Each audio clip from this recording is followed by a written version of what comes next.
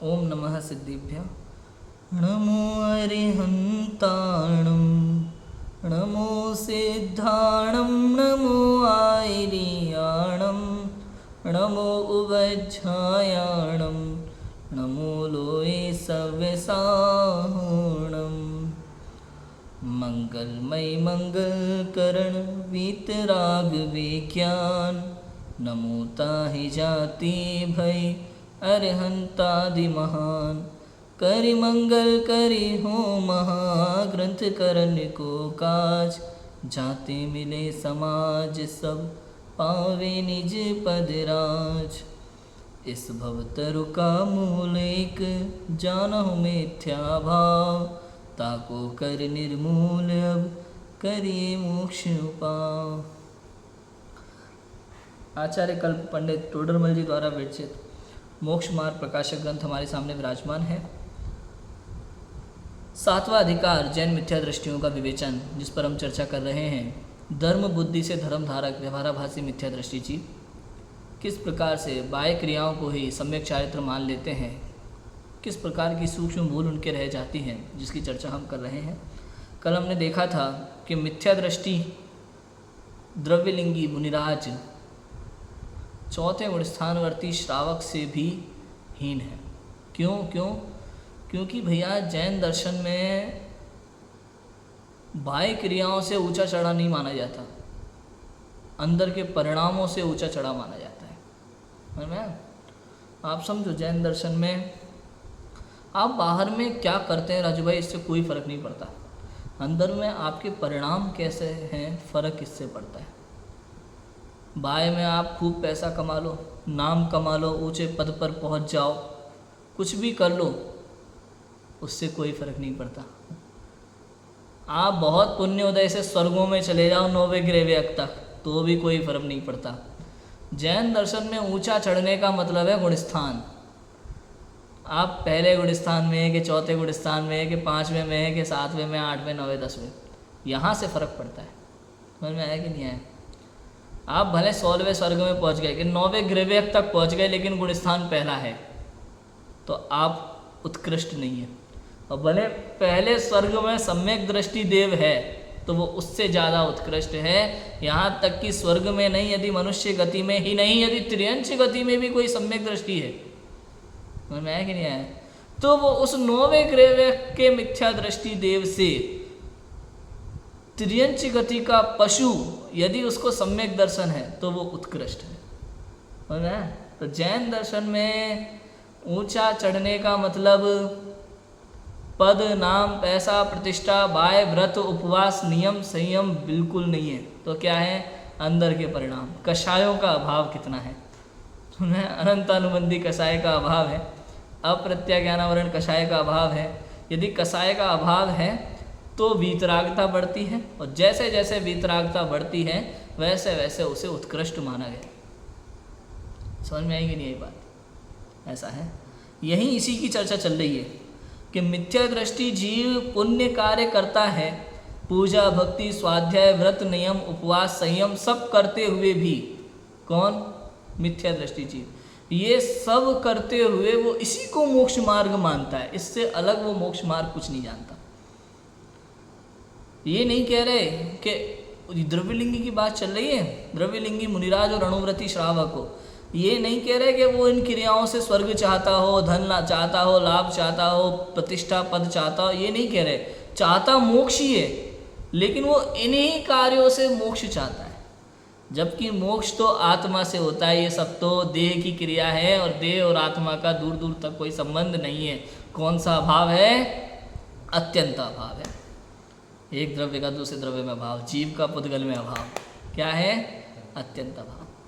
देह की कोई भी क्रिया करने से आत्मा में सुख मिलता नहीं, क्योंकि सुख तो आत्मा में है, तो आत्मा में ही मिलेगा, देह की क्रिया में सुख नहीं मिलेगा।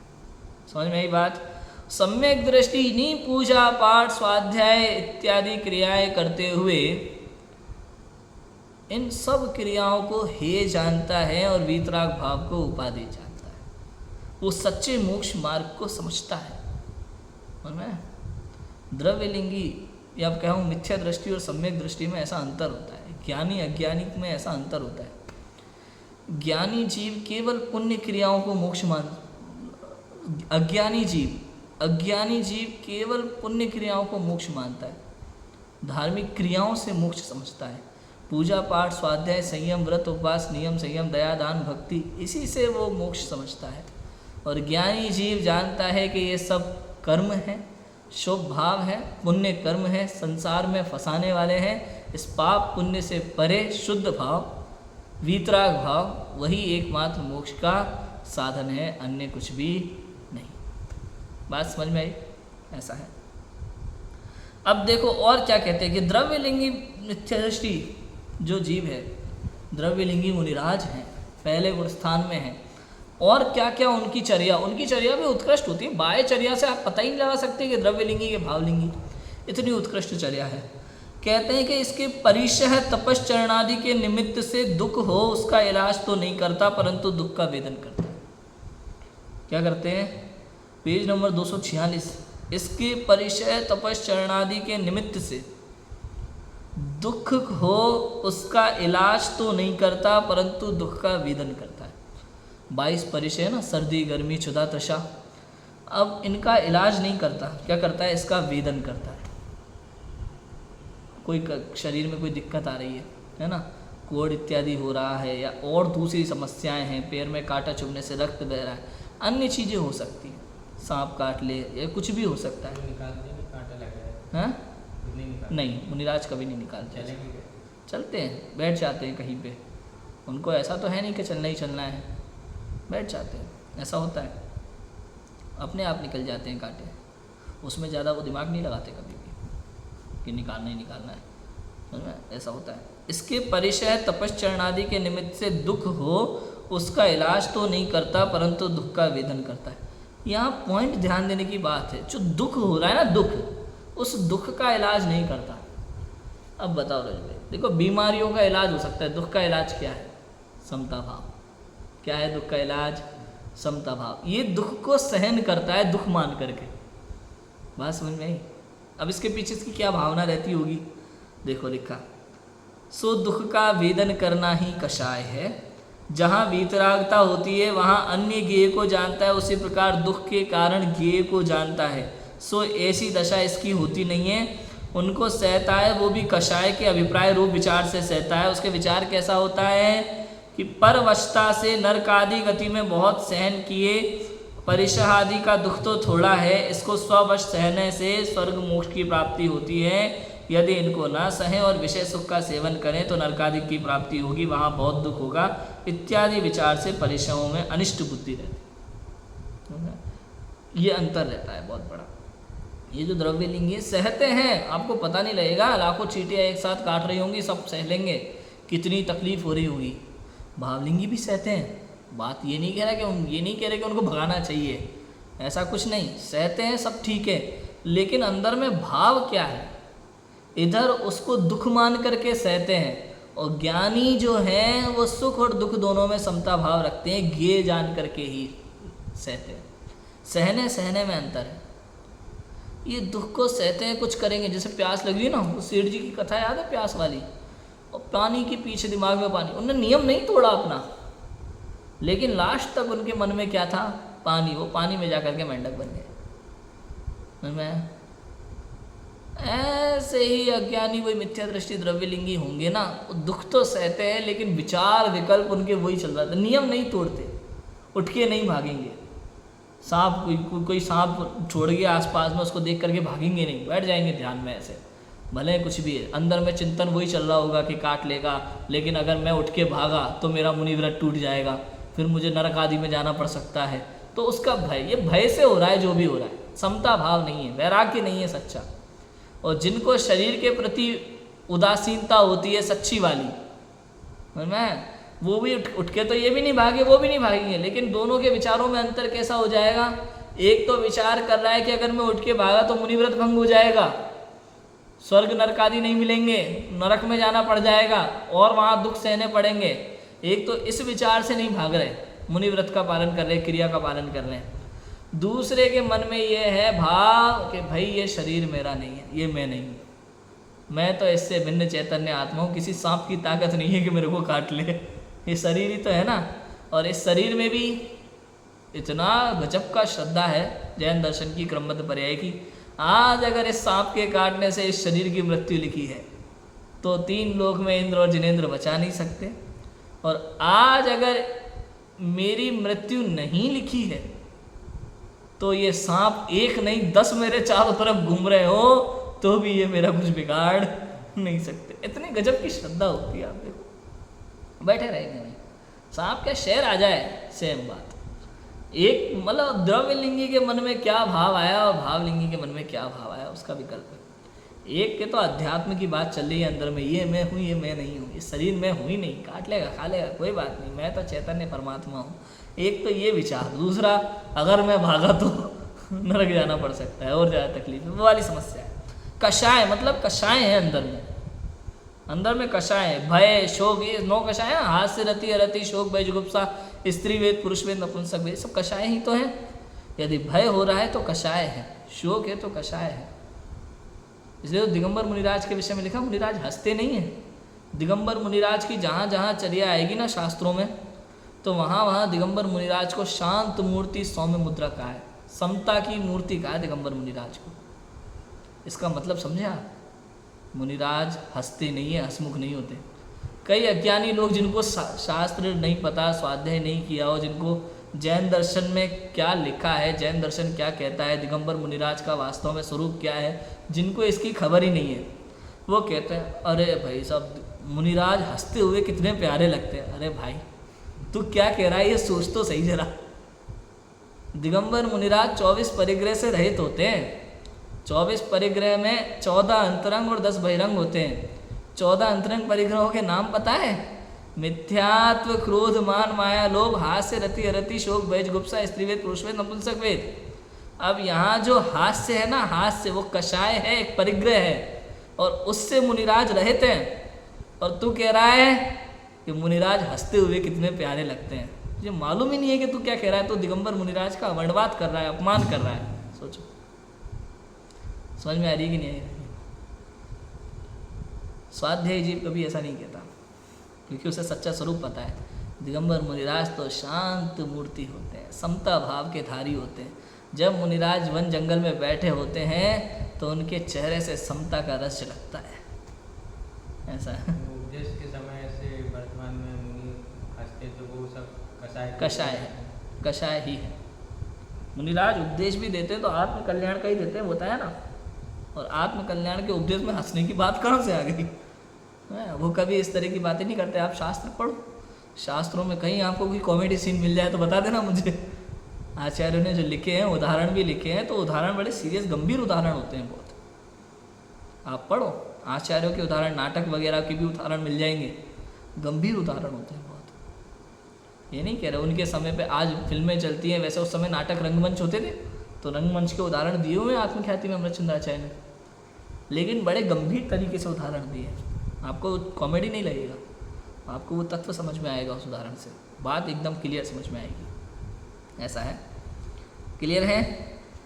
तो क्या कहा, ये दुख का वेदन करना ही कषाय है। ये दुख का वेदन करना, सहन करता है उसको। ओ कोई बात नहीं है, तो है, ठीक है ना। कई बार आपने देखा होगा, ये दुख का वेदन पता है किस प्रकार से सहन करता है। आपने देखा होगा कई बार वो ये जो होते हैं ना क्रांतिकारी पुरुष, जिनको देश के लिए कुछ कर मिटना है, आपने देखा होगा फिल्मों वगैरह में अंग्रेज लोग इन पे 3rd डिग्री क्या बोलते हैं उसको, टॉर्चर करते हैं ना। तो जब वो दुख सहन करते हैं, आवाज़ भी नहीं निकालेंगे मुख से। अभी मैं कुछ दिन पहले देख रहा था एक साउथ मूवी, तो पुलिस रहता है, सच्चा पुलिस वाला, तो एक टेररिस्ट उसके साथ बहुत अत्याचार करता है। वो ड्रिलिंग मशीन से उसमें छेद कर देता है, वो आवाज़ तक नहीं निकालता। दृढ़ता मतलब ऐसा नहीं कि उसको दर्द नहीं हो रहा, सहन कर रहा है, अंदर में कषाय भरी पड़ी है, गुस्सा है एक तरीके से, समझ में, लेकिन फिर भी कुछ करते नहीं है देश के लिए। देश की कोई खबर नहीं देंगे, हाँ, कोई गुप्त सूचना नहीं देंगे। ये मिलिट्री वाले ऐसा होता है ना, अभिनंदन जी के साथ किया ना, वो सब चीज़ें। तो ऐसे ही बाय में उपसर्ग, सांप काट रहे हैं, लाखों चींटा काट रहे, कुछ भी हो रहा है, एक तो ये सोचते हैं कि ये मैं नहीं हूँ, और जो द्रव्यलिंगी है, मिथ्या दृष्टि है, उसके मन में अगर मैं उठ गया तो चूक गया। मैं दो बातें हैं, ऐसे परिणामों का फल है। तो जिसके जैसे परिणाम उनका वैसा होता है। तो यह कषाय है, कहीं ना कहीं राग भाव है। ये जो बात है ना, एक तो नरक आदि का भय और स्वर्ग मोक्ष की चाह, ये भी तो कषाय है। यहाँ जाना या नहीं जाना, वहाँ अनिष्ट है और ये इष्ट है। नरक आदि तिर्यंच गति ये अनिष्ट है और स्वर्ग और मोक्ष इष्ट है। भैया ज्ञानी जीव के लिए नरक, तिर्यंच, स्वर्ग, मनुष्य, मोक्ष सब समान है।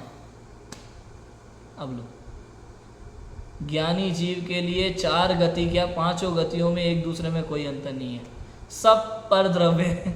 मैं इन सब से, अब मोक्ष क्या है, मैं मोक्ष हूँ क्या? नहीं भैया, मैं मोक्ष नहीं हूँ, मैं तो आत्म तत्व हूँ। ये मोक्ष तत्व तो ज्ञेय है, पर्याय है ना, समस्त पर्याय क्या होती हैं? ये मैं कौन हूँ? मैं तो द्रव्य हूँ। मन में ऐसा है, क्लियर है?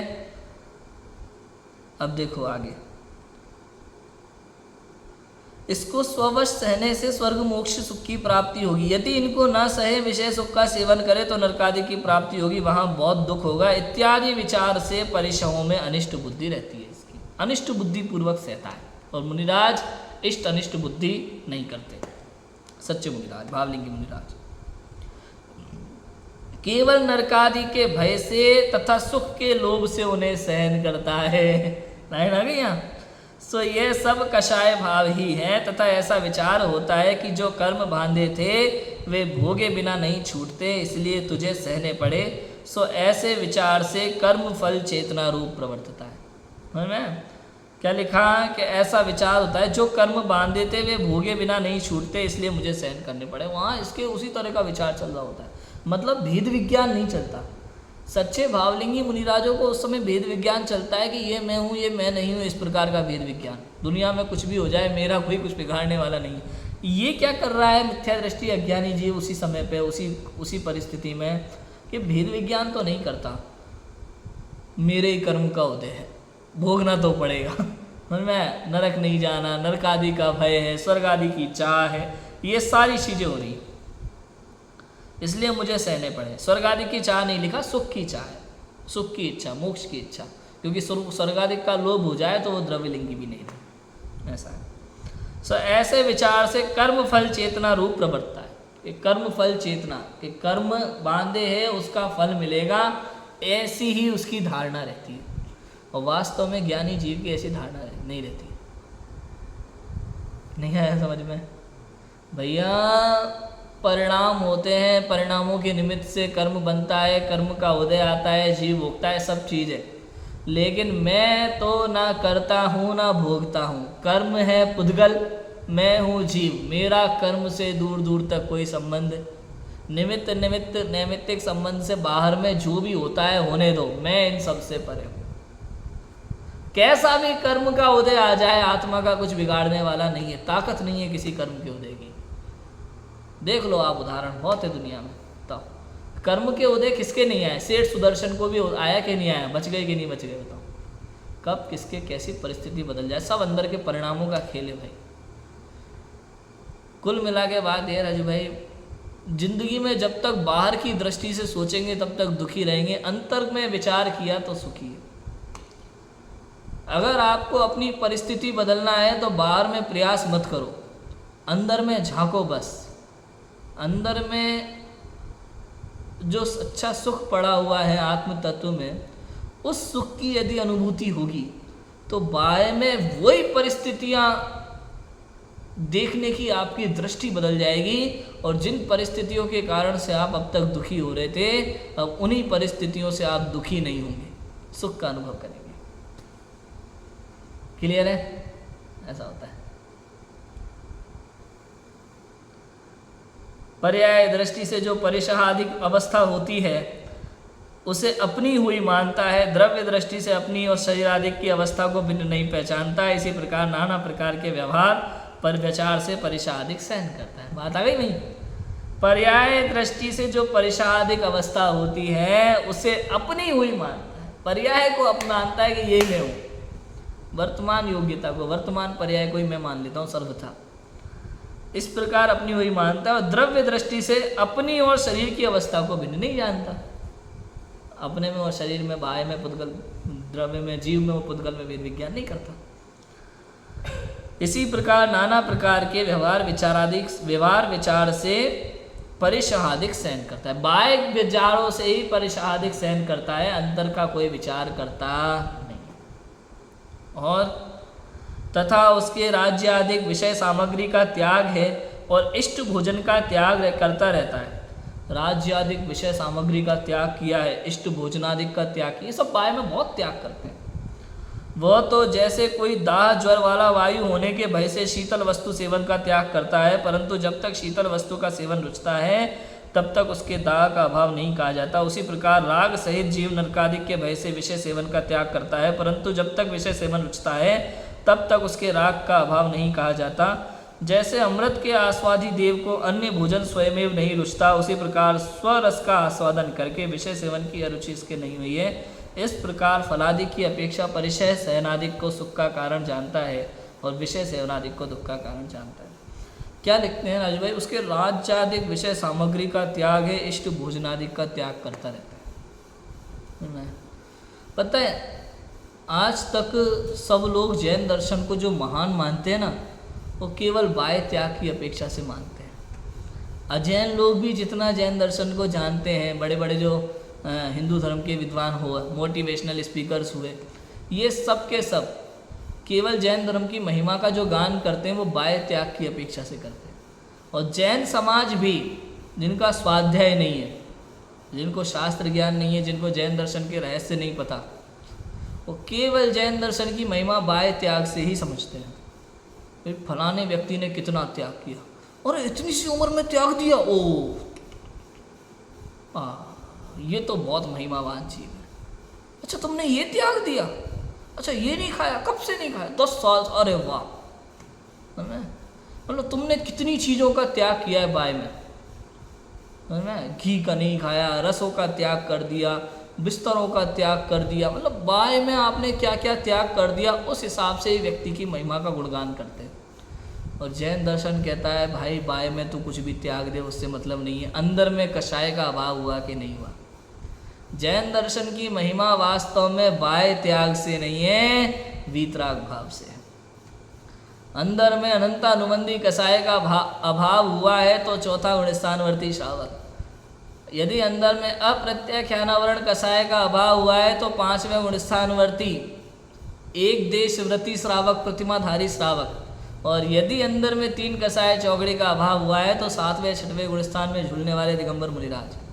बाय में कितना त्याग किया है इससे कोई मतलब नहीं है, अंदर में कितनी कषायों का अभाव हुआ है उससे इस जैन दर्शन की महानता है। वीतराग भाव से जैन दर्शन की महानता है, बाय त्याग से नहीं। बात समझ में आई। और ये जैन दर्शन का रहस्य गिने चुने लोग, स्वाध्याय करने वाले गिने चुने लोग जानते हैं और कोई नहीं जानता, ऐसा है। क्लियर है भाई। इसलिए लिखा राज्य आदि विषय सामग्री का त्याग है, इष्ट भोजनादिक का त्याग। कर लो जितना त्याग करना है तुम्हें, राज्य का त्याग कर दिया, इष्ट भोजन का त्याग कर दिया, लेकिन देखो क्या लिखा फिर, वो तो जैसे कोई दाह ज्वर वाला वायु होने के वजह से शीतल वस्तु सेवन का त्याग करता है, परंतु जब तक शीतल वस्तु का सेवन रुचता है तब तक उसके दाह का अभाव नहीं कहा जाता। जब तक उसे वो रुच रही है ना तब तक उसका अभाव नहीं हुआ। मतलब आप समझो अरे भाई, अभी तुम्हें लगेगा कि ठीक हो गए, तुम जैसे ही वो चीज़ खाओगे तो वापस वही बुखार आ जाता है, होता है कि नहीं होता। सर्दी है, सर्दी में आइसक्रीम खाने को मना है, ठंडी चीज़ें खाने पीने को मना है, और तुम्हें जैसे ही थोड़ा ठीक लगने लगा और तुमने खाना शुरू कर दिया तो वापस वही। कहने का अर्थ है जब तक आपको वो रुच रहा है, पहली बात तो उसमें गरिष्ठ बुद्धि लगी रहती है, इष्ट बुद्धि, छोड़ना नहीं चाहता, चाहिए उसे अंदर में। किसी ने कह दिया तो रोका हुआ है, रोक के रखा हुआ है, लेकिन उसे चाहिए, और जैसे ही उसे थोड़ा ठीक लगने लगा, थोड़ी सी ढील मिली, तुरंत उसने सेवन करना शुरू कर दिया। ऐसे ही है, इन्होंने त्याग तो किया लेकिन इनकी बुद्धि का किसी ना किसी भय से किया। या तो मोक्ष के भय से किया भले, समझ में आया कि नहीं आया, मतलब संसार के भय से किया, मोक्ष की इच्छा से किया, लेकिन अंदर में वीतराग भाव भेद विज्ञान नहीं है। इनका मतलब ये है अगर इनको यही मोक्ष दे दे तो ये आज ही खाना शुरू कर दे, इनको उससे वैराग्य नहीं हुआ, ऐसा है। जैसे राजू भाई समझो किसी को दिखाने के लिए अपन मिर्ची खा रहे हैं, किसी ने कहा मिर्ची खाओ, चैलेंज दिया एक तरीके से, आपको ये मिर्ची खानी पड़ेगी और पानी नहीं पीना है 15 मिनट तक आपको। अब मिर्ची खाने के बाद उछल रहा है, कूद रहा है, लेकिन 15 मिनट तक पानी नहीं पी रहा। अब बताओ उसको पानी चाहिए कि नहीं चाहिए? उसको चैलेंज पूरा करने के लिए भले वो पानी नहीं पी रहा, लेकिन 15 मिनट पूरा होते ही वो पानी पे कूद पड़ेगा, रसगुल्ला खाएगा, पेठा खाएगा, मिठाई खाएगा। तो बिल्कुल वैसा ही है, इनको रुच रहा है। अब देखो क्या लिखा आगे, उसी प्रकार राग सहित जीव नरकादिक के भय से विषय सेवन का त्याग करता है, परंतु जब तक विषय सेवन रुचता है तब तक उसके राग का अभाव नहीं कहा जाता। जब तक उसे उसकी इच्छा है ना, अंदर में इच्छा पड़ी हुई है, तब तक उसका अभाव नहीं। भले तो बाहर में खा रहे नहीं खा रहे उससे कोई मतलब नहीं है, लेकिन अंदर में उसकी इच्छा है ना, इच्छा है, तब तक आपके उसका अभाव नहीं है, राग का अभाव नहीं है, भले आपने बाहर में त्याग दिया। इसलिए कहा जैसे अमृत के आस्वादी देव को अन्य भोजन स्वयमेव नहीं रुचता, उसी प्रकार स्वरस का आस्वादन करके विषय सेवन की अरुचि इसके नहीं हुई है। इस प्रकार फलादि की अपेक्षा परिचय सेवनादिक को सुख का कारण जानता है और विषय सेवनादिक को दुख का कारण जानता है। देखो जैसे किसी को किसी अमृत के आस्वादी देव को अन्य भोजन स्वयमेव नहीं रुचता, भाई अमृत चख लिया ना, उसको आपकी रोटी सब्जी समझ में आएंगे क्या? सवाल ही नहीं है। उसी प्रकार जिसने अतीन्द्रिय आनंद लिया है ना अंदर का आत्मा का, उसको फिर इंद्रिय सुख की अभिलाषा नहीं रहती। बात ये जिसने बादाम का हलवा खाया है ना राजू भाई, उसको आपका ये क्या नाम है आटे का हलवा नहीं जमेगा समझ में आया? जिसने बादाम का हलवा खाया ना, जीवन में मूंग की दाल का हलवा खाया हो, उसको आपका ये आटे का हलवा नहीं जमेगा, उसको नहीं अच्छा लगेगा। ऐसे ही जिसने अंदर के अतीन्द्रिय आनंद लिया हो, आत्मा के अतीन्द्रिय आनंद का आस्वादन जिसने किया है, उसको बाह्य के विषय सेवन में रुचि नहीं होती। और जिसने आज तक आत्मा के अतीन्द्रिय आनंद का आस्वाद किया ही नहीं है, उसने भले बाह्य के विषय सेवन त्यागे हो, लेकिन उसको बाह्य के विषय सेवन की इच्छा है। वो नरक आदि के भय से त्यागा, स्वर्ग मोक्ष आदि की चाह से त्यागा, किसी भी कारण से उसने बाह्य त्याग तो किया, किंतु जब तक उसने अतीन्द्रिय आनंद को नहीं चखाना तब तक उसकी बुद्धि इंद्रिय सुख में ही है। बात समझ में आई कि नहीं आई? आप सोचो ना, जब तक दूसरा रास्ता नहीं पता तब तक तो संसार मार्गी है ना।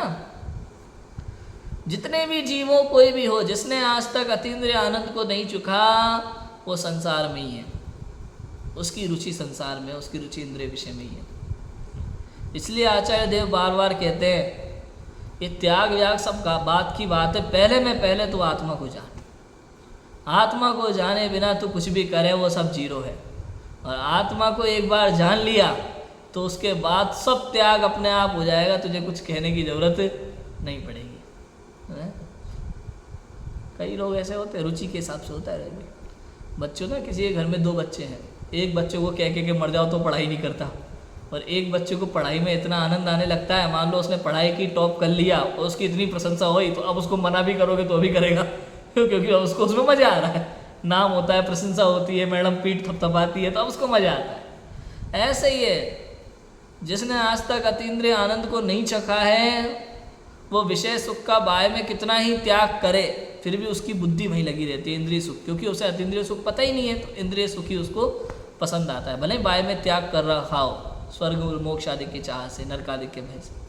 और जिसने एक बार अतीन्द्रिय आनंद को चख लिया, वो स्वयं में उसकी विषय में रुचि खत्म हो जाती है। भले वो रसगुल्ला खा रहा हो, लेकिन फिर भी उसको आनंद रसगुल्ले का नहीं, आत्मा का ही आ रहा है मेरे कि नहीं आ रहा?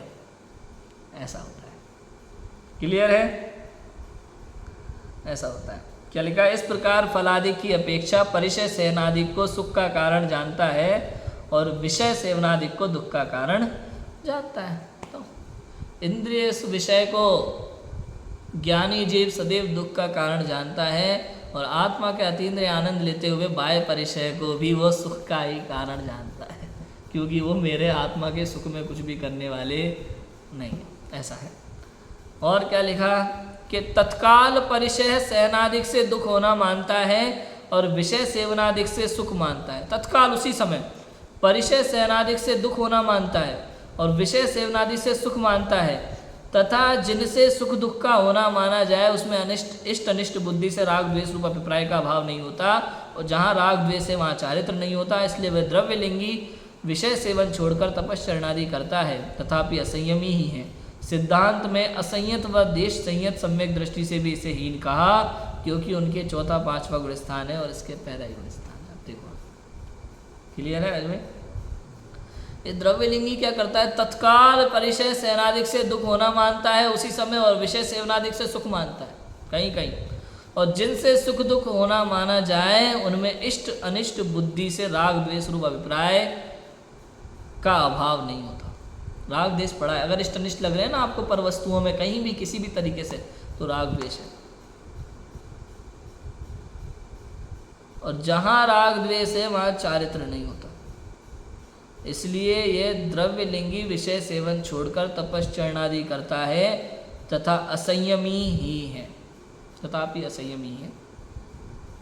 समझ में आ रहा है कि नहीं आ रहा?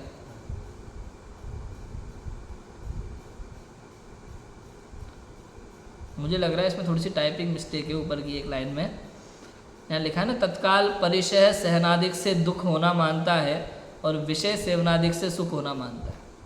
यहाँ पे लाइन में थोड़ा ऐसा आना चाहिए, परिचय सहनादिक से सुख होना मानता है और विषय सेवनादिक से दुख मानता है, क्योंकि द्रव्यलिंगी भी विषय सेवन में दुख सुख नहीं मानेगा। मैं थोड़ा सा एक टाइपिंग मिस्टेक है यहाँ पे, ऐसा लगता है, चेक करना चाहिए हमें, क्योंकि वो परिचय सहन में मानता तो वो सुख बुद्धि है वहाँ।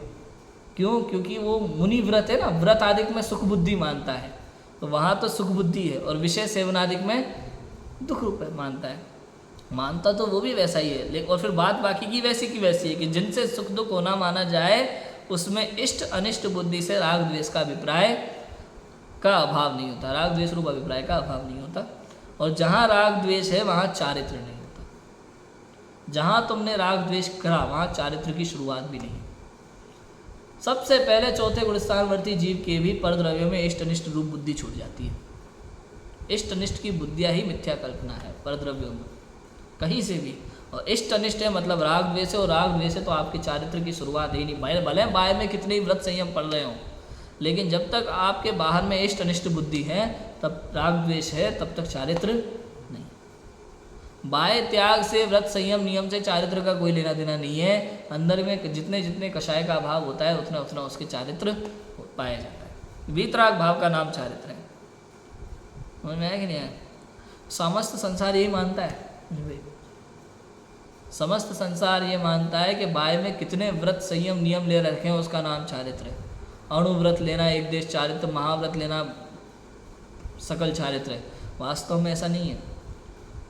अंदर में 2 कसाय चौकड़ी का अभाव है तो एक देश चारित्र है, और अगर 3 कसाय चौकड़ी का अभाव है तो सकल चारित्र है, और 4 कसाय चौकड़ी का अभाव है या पूर्ण 4 घातीय कर्मों का अभाव है तो पूर्ण वीतरागता है, पूर्ण चारित्र है। बात समझ में आ रही है कि नहीं आ रही? वीतराग भाव का नाम चारित्र है, बाह्य व्रत नियम संयम का नाम चारित्र नहीं है। जितनी जितनी कषायों का अभाव होता है उतना उतना बाह्य में चारित्र पलता हुआ दिखाई देता है, क्रियाएं दिखाई देती हुई है, उसमें कोई दिक्कत नहीं है, लेकिन क्रियाओं का नाम चारित्र नहीं है। चारित्र तो अंदर के वीतराग भाव का नाम है। ऐसा है, क्लियर है? राग द्वेष वहाँ चारित्र नहीं होता। इसलिए द्रव्यलिंगी विषय सेवन छोड़कर तपश्चरणादि करता है, तथापि असंयमी है ना। विषय सेवन छोड़कर तपश्चरणादि करता है। क्यों करता है? क्योंकि विषय सेवन से दुख मानता है और तपश्चरणादि में सुख मानता है। यहाँ जो ऊपर लाइन लिखी है ना उसमें निश्चित रूप से टाइपिंग मिस्टेक है। इसलिए सिद्धांत में असंयत व देश संयत सम्यक दृष्टि से भी इसे हीन कहा है, क्योंकि उनके चौथा पांचवा गुण स्थान है और इसके पहला ही गुण स्थान है। अब देखो आप, सोचने वाली बात है, ये बहुत भारी बात है, ये बात किसी को स्वीकार नहीं हो सकती है। भाई क्या लिखा सिद्धांत में कर्णानुयोग में गुणस्थान की चर्चा है ना, कर्णानुयोग में गुणस्थानों की चर्चा आती है ना, वहाँ असंयत व देश संयम, असंयमी चौथा गुणस्थानवर्ती श्रावक और एक देश संयमी पांचवा गुणस्थानवर्ती श्रावक प्रतिमाधारी श्रावक, उससे भी हीन कहा किसको? महाव्रती द्रव्यलिंगी मुनिराज को, जिनके 28 मूल गुण नतिचार पालन होते हो, उनको भी अव्रती श्रावक से भी हीन कहा। बताओ किसके गले उतर जाएगी ये बात? अच्छे अच्छों के गले नहीं उतरेगी। लेकिन कहा ना वही बात कि जैन दर्शन में बाह्य व्रत संयम से उत्कृष्ट नहीं माना जाता, अंदर में कषाय का अभाव है कि नहीं, वीतरागता है कि नहीं, उससे उत्कृष्ट माना जाता है। यदि द्रव्यलिंगी पहला गुणस्थानवर्ती है, बाह्य में भले 28 मूल गुण पल रहे हो, निरतिचार पल रहे हो, कितनी उत्कृष्ट क्रिया हो रही हो, समझ में आया? लेकिन फिर भी अंदर में मिथ्यात्व बैठा हुआ है ना, अनंतानुबंधी कसाय का सद्भाव है ना। और तुमसे उधर चौथा गुणस्थानवर्ती जो श्रावक है, गृहस्थ है, असंयमी है, लेकिन उसके आत्मानुभव पूर्वक पहले मिथ्यात्व गया है, अनंतानुबंधी कसाय गई है, और उतनी उतनी वीतरागता प्रकट हुई है, स्वरूपाचरण चारित्र प्रकट हुआ है, इसलिए इनसे ज़्यादा वो उत्कृष्ट है। भले असंयमी है, बाह्य में कोई व्रत नियम संयम नहीं है, गृहस्थ अवस्था है, लेकिन फिर भी अंदर में एक कसाय चौकड़ी के अभाव पूर्वक वीतराग भाव प्रकट हुआ है। और पुरुषार्थ सिद्धि उपाय में अमृतचंद आचार्य लिखते हैं कि अंदर में जितने जितने कसाय का अभाव होता है, उतने उतने अंश में वीतराग भाव प्रकट होता है, और जितने जितने अंश में वीतराग भाव प्रकट होता है, उतने उतने अंश में वो पूज्य होता है, उत्कृष्ट होता है। देशव्रती श्रावक के 2 कसाय चौकड़ी का यदि अंदर में अभाव हुआ है और उतनी वीतरागता बाह्य में प्रकट है, तो और द्रव्यलिंगी यदि पहले गुणस्थान में है, भले बाह्य में 28 मूल गुण पल रहे हो, तो भी वो 5वां गुणस्थानवर्ती एक देश व्रती श्रावक मिथ्या दृष्टि महाव्रती से भी उत्कृष्ट है। ऐसी चर्चा है। ये सिद्धांत कह रहा है, भावलिंगी तो भावलिंगी है ही। प्रश्न होता है अज्ञानी जीव को, भाई तुम चौथा 5वां गुणस्थानवर्ती तो गृहस्थ है, दुनिया भर के कर्मकांड कर रहा है, घर में सारी क्रियाएं कर रहा है, हाँ सब कर रहा है, 5 पाप, चौथा गुणस्थानवर्ती तो 5 पाप कर रहा है, 5वें के एक देश त्याग है, लेकिन ये द्रव्यलिंगी तो मुनिराज है भाई, 28 मूल गुणों का निर्तिचार पालन है, 5 पापों का पूर्ण रूप से त्याग है। तुम भावलिंगी से हीन कहते हो, समझ में आता है, लेकिन चौथे 5वें गुणस्थान गृहस्थ है, तुम मुनिराज को द्रव्यलिंगी को हीन कहो, ये बात समझ में नहीं आती। किंतु कहते हैं भाई तेरी दृष्टि बाह्य क्रियाओं पे है, और जैन दर्शन में बाह्य क्रियाएं देह की क्रिया का आत्मा से कोई संबंध नहीं है। यहाँ तो अंदर में जितनी जितनी कषायों का अभाव होता है, जितनी जितनी वीतरागता बढ़ती है, उतना उतना उस दृष्टि से उत्कृष्ट माना जाता है। और चूंकि पहले गुणस्थानवर्ती द्रव्यलिंगी मुनिराज के समस्त कषाय विद्यमान हैं, वीतरागता प्रकट नहीं हुई है, और चौथे गुणस्थान के एक कषाय चौकड़ी गया है, मिथ्यात्व गया है, 5वें गुणस्थान के 2 कषाय चौकड़ी गई है, तो इसलिए उतनी उतनी वीतरागता प्रकट होने के कारण से पहले गुणस्थानवर्ती मिथ्या दृष्टि द्रव्यलिंगी से चौथा 5वां गुणस्थानवर्ती सम्यक दृष्टि श्रावक भी उत्कृष्ट माना गया। आप देखो जैन दर्शन है भाई साहब, समझ में आया? ऐसा है। अभी आगे बहुत सारी बातें इसी बात की, इसकी चर्चा अपन करेंगे। जो बात मैंने अभी की है ना, इसी की बात अभी कल और आएगी जो अपन चर्चा करेंगे। अभी की बात को विराम देते हैं। ओम नमः सिद्धेश्वर।